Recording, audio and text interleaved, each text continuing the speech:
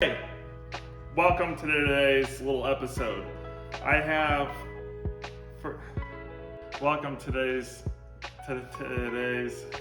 Hello. Hopefully today we'll get to replace the stock spindles with the 2-inch drop spindles from Belltech.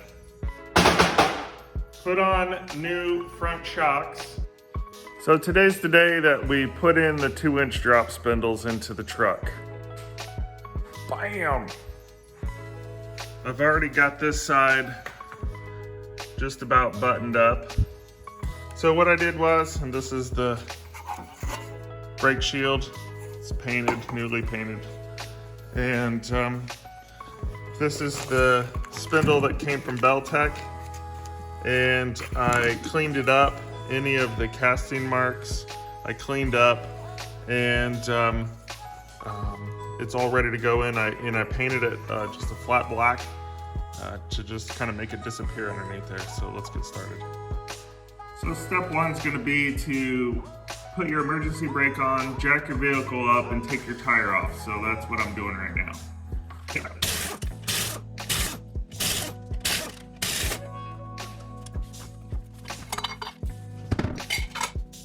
Now, what you're going to want to do is take off your brake caliper, and I have a piece of wire here at the ready to hang the brake caliper off of the brake bracket that's back here.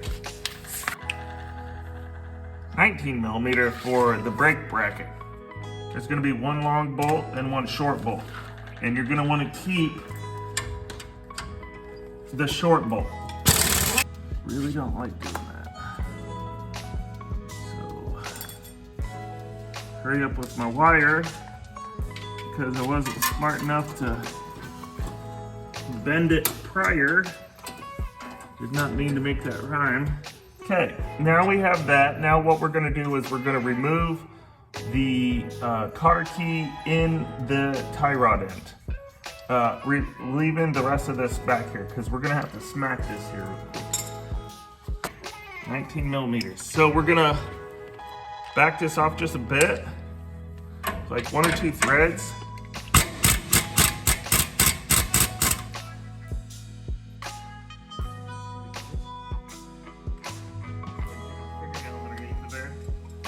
Take our hammer, and that's done. Never hurt anyone. Boom. That's off.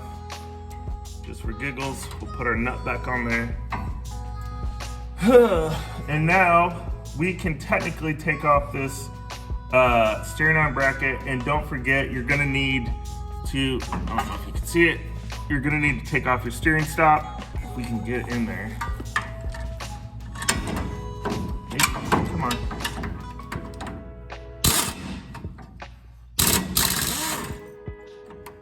Done. Okay, yeah. Just so I don't trigger you. That bolt's out. That bolt's out. Now, the lower one that's close to the tie rod end is a short bolt. This is what you're gonna put back into the brake bracket because the brake bracket has a long bolt, short bolt, but the Belltech new spindles are different. So there's that. Now we can rotate this around, and I'm gonna mainly focus on the lower one. And this is an 1 1/16 wrench. And then we're gonna loosen up that nut. We're gonna smack the crap out of this. Now,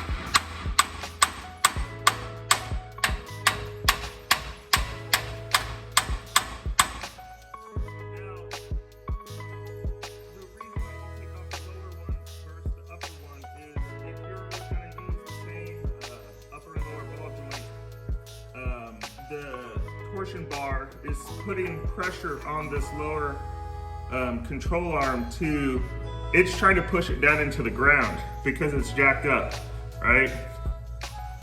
And so I had a friend come in, so I was talking to him for a bit, and I smacked this part right here pretty good off camera, and so it dropped because I was just dinking around, not even thinking. Oh, I want to show you this part. This is your steering stop. You're going to want to take this thing off and put it onto your new Belltech Spindle. Anywho, right here, now we need to take off the hub and the cover shield, brake shield. So, like what I did on the other side is I have these chain vice grips. And instead of beating the crap out of it with a hammer and whatnot, I usually just put these on here and give it a... I probably should have done this. There we go. Just like that. And the best of all is there's no damage to it. It doesn't look bad at all. Now we need to get the shop rags, or AKA paper towels, and wipe some of this crap off here.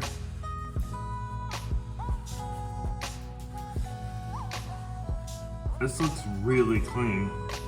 When I did the other side, I'm glad that I bought all new bearings and stuff, because they're Tinkham bearings, which is really, really high quality bearings. But with that said, there were some burn marks on the race, and that's never good. So something got hot, and you could tell by looking at the inside of this on the spindle. You could see on the back of the spindle where it had been hot. So I'm just getting this cotter key off here.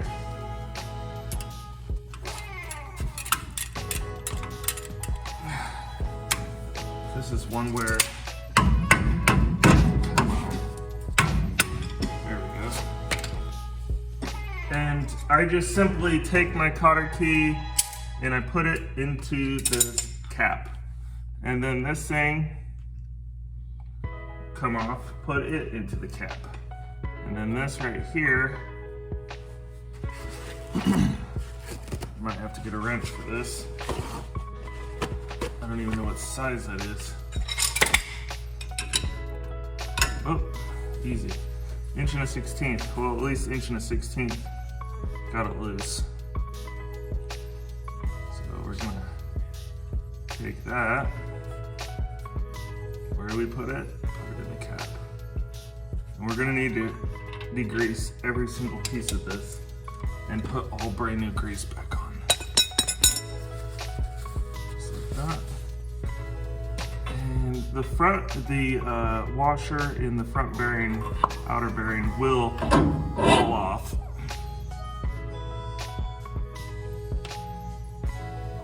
But not the back bearing and the wheel seals. And I am waiting for new rotors to come in, because these look like trash.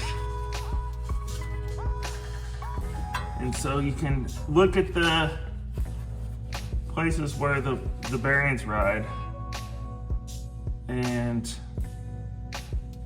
these look a lot better than the other side, but it still looks like it's been hot. And that could be a number of reasons. Your bearings are going out, or your wheels are out of balance and your vehicle shakes and it puts excessive wear and tear on it.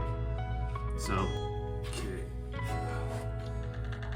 Now, this is a fairly large Phillips. I believe it's number 3. But I'm gonna take a wild stab at a piece of this dust cover's never been off. Of course, unless you're changing your spindles, the dust cover would never need to come off. You know, because the only thing that most you would tear down is down to the hub to replace the wheel bearings. So this nut is loose right here, so we can go ahead and take this off. And this is the, what, 1/16. But now I'm working against the torsion bar. It's trying to pull the lower A-arm down. Well, it's not really an A-arm, it's not shaped like an A.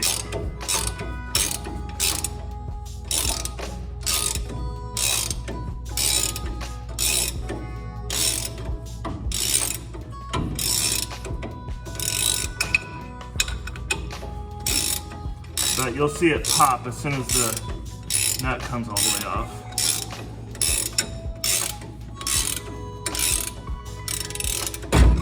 Bam. So when reassembling, it's a simple step of getting a floor jack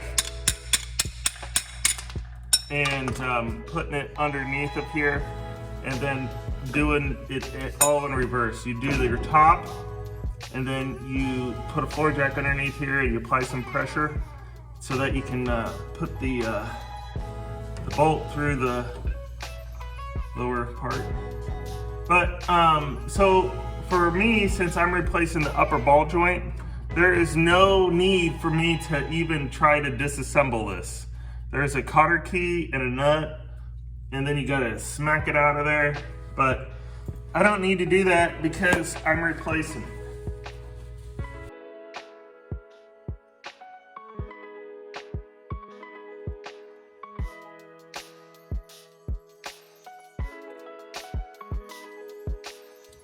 Okay, so now we have the ball joint in place. And now it's just a matter of tightening it up.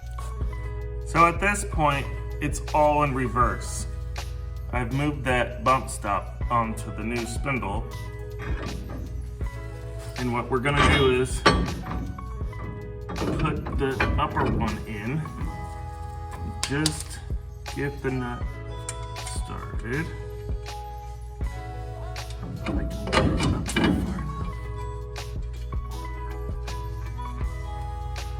on, go to your hole.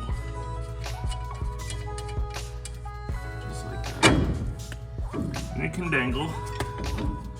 We're gonna line it up with this one down here, and if you have to readjust it, make sure to use a soft mallet. We're gonna turn it in just a bit, like that. And then we're gonna, I already have my jack underneath here, but going to jack it up.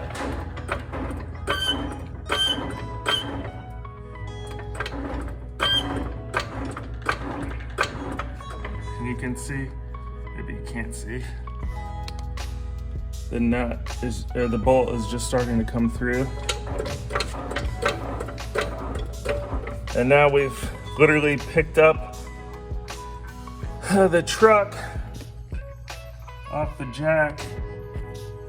There, there we go. Now it dropped down like that. And that's where we go and we put the nut on there. Far down as we can get it. Now, with the other side, I did have it spin when I tried to use hand tools, but I just used a wrench or impact, and that was fine. So.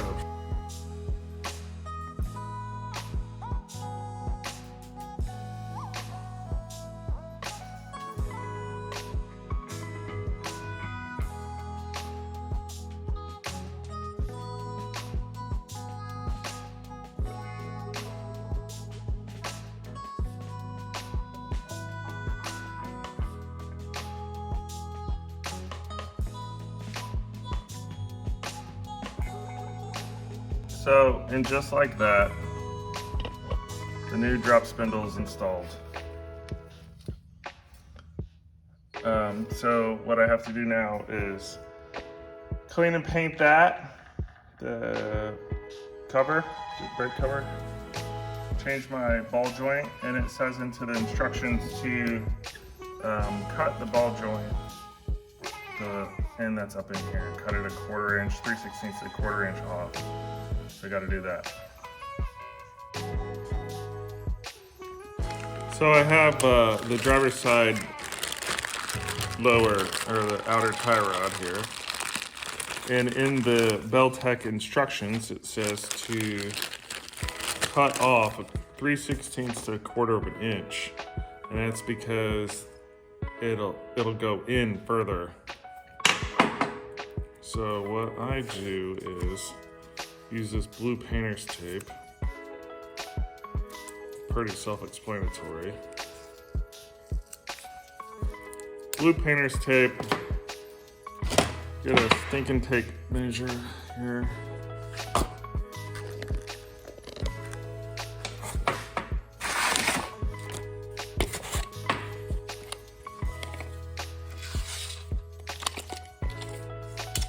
And I don't put the end on it like that. I always go extra. So 1/4 inch would be right there. No, Kingsport. Anyways, this is like the best damn cutoff wheel in the world. It's 0.045 inches thick. It's thin like paper. And so it will allow you to cut faster and better than you've ever cut before. And it's super thin, so that's always good too. So it's just an amazing product. Use safety equipment, kids.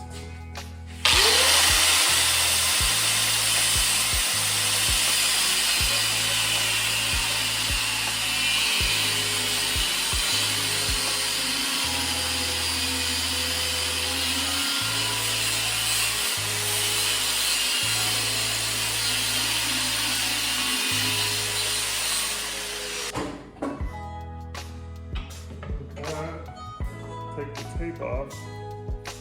Throw that in there. Don't need that anymore.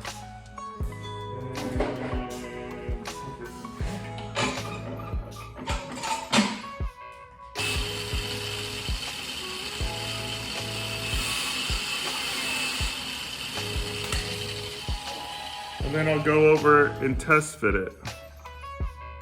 So looks good. And then what I'll do before we assemble it all back together is I'll throw some paint on it. So it's all done. Screw it up in there. Where is it? Oh, here it is. So I'll just take a little bit of grease from this old lower ball joint. And these are left-handed threads. So lefty-loosey, righty-tighty does not apply here. It's lefty-tighty, righty-loosey.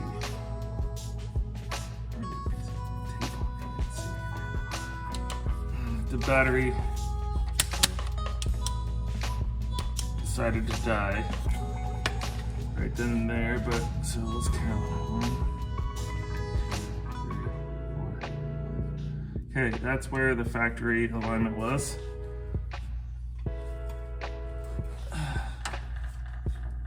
And so then that goes like that.